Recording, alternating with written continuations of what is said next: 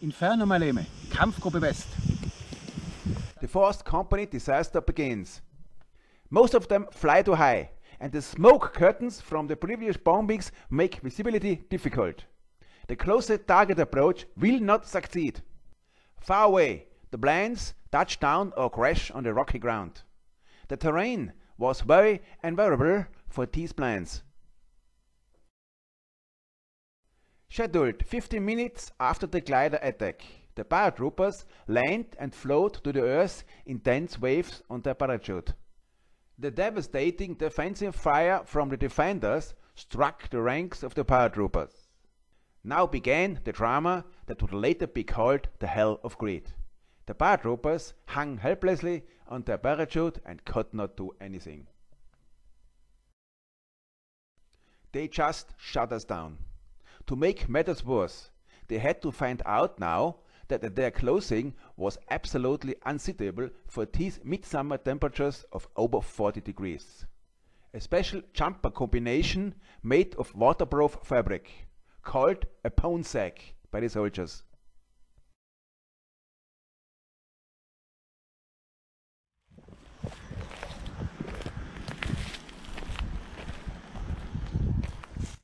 The landing phase was the paratrooper's greatest weakness. It just took too long until he had separated from the obstruction parachute. Gathering the troops after the jump also became a problem.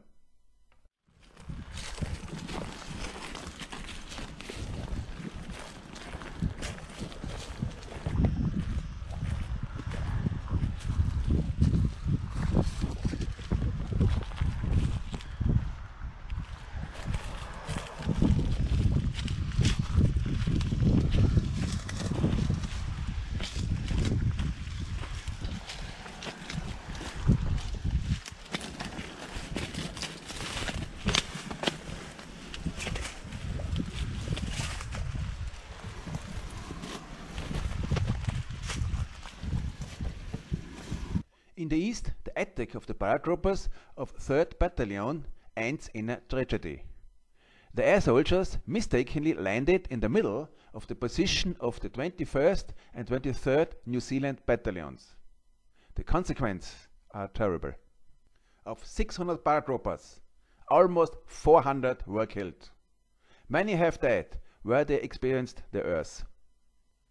The same happened to parts of the 2nd Battalion against the airfield. The men were dropped into the middle of an enemy camp and worn out in battle. The 4th Battalion, jumping west of the airfield, comes to the ground much better. The area here is enemy-free.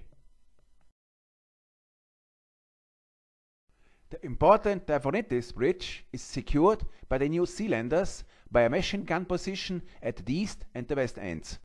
On landing, a glider plane steering directly into the target over the eastern cover and already destroys the enemy machine gun position by throwing hand grenades by the disembarking crew.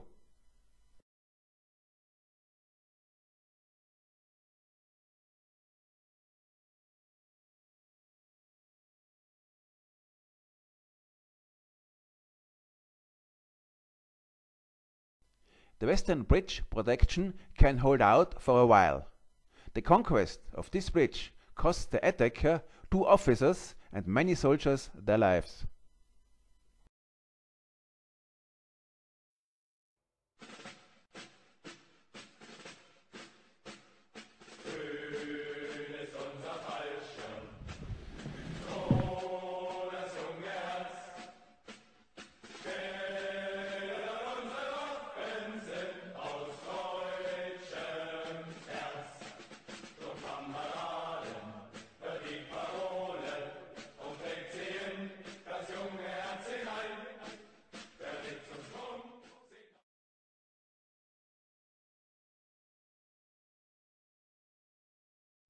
Niederschmetternd waren die Hiobsbotschaften von allen Kampfabschnitten auf die deutsche Führung in Athen, als am späten Abend des ersten Angriffstages klar wird, dass die Luftinvasion auf der ganzen Linie gescheitert ist.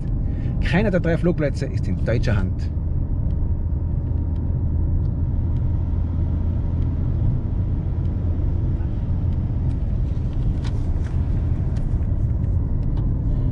Als Ausweg aus der verzweifelten Lage erkannte die Führung Konzentration auf den Punkt, an dem noch ein Erfolg möglich schien, nämlich Maleme.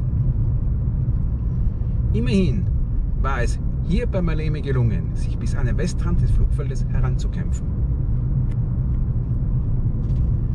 Second day of the invasion.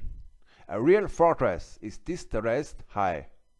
Narrow trenches have been dug under the dense crowns of the olive trees, and small earth walls have been bored in for cover. Hole after hole, ditch after ditch, every bush breathes fire, and nothing can be seen.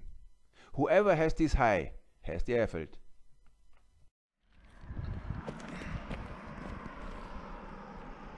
And this very important position changed hands at dawn on the second day. But it was not captured by the Germans by assault, but evacuated by the British overnight. Indeed, there was still fighting that morning, but it was about the last brief resistance from the scattered New Zealanders, who had been left behind in the retreat. The enemy artillery firing from the hiding places in the hills adjacent to the east is still a serious threat. The battle is far from over, but with the abandonment of High 107, a turning point has been initiated. Since the airfield could not yet be used for landing transport aircraft, the first thing to do was to finally clear this place.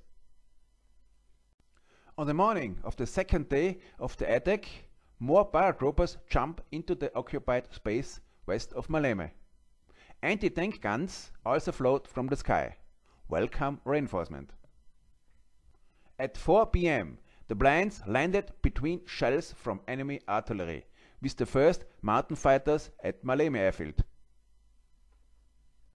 The British give the German reinforcements a fiery welcome.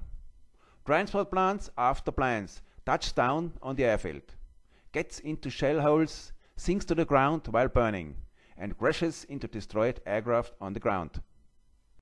Some planes land outside the airfield on the narrow beach in the shallow water during the artillery bombardment of the defenders of the island. 2 British guns fired directly at the landing transport aircraft from around 500 meters away. This well-camouflaged battery cannot be switched off until the night of May 22nd. By evening, 80 destroyed planes were lying around on the airfield.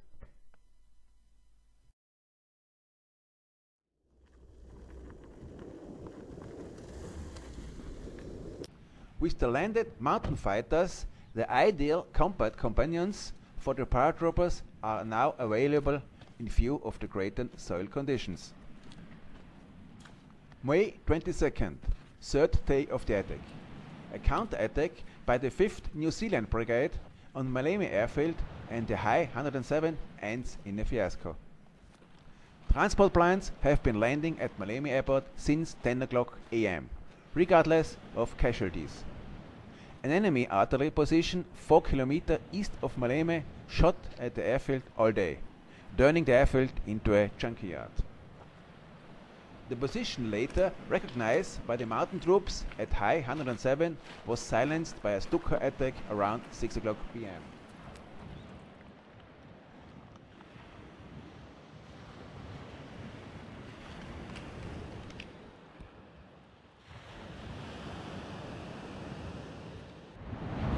Nach eingehender Beratung der britischen Generalität mit dem neuseeländischen General Freyberg zieht sich die 5. neuseeländische Brigade mit ihren 4 Bataillonen noch im Laufe der kommenden Nacht auf den 23. Mai rund 5 Kilometer auf eine Position östlich von Platane zurück, auf den dortigen Höhenrücken. This means that their own artillery cannot longer reach the Maleme airfield. With this retreat, General Freyberg lost the last chance to wrestle down the Germans. The British defeat and the loss of Crete are only a matter of time.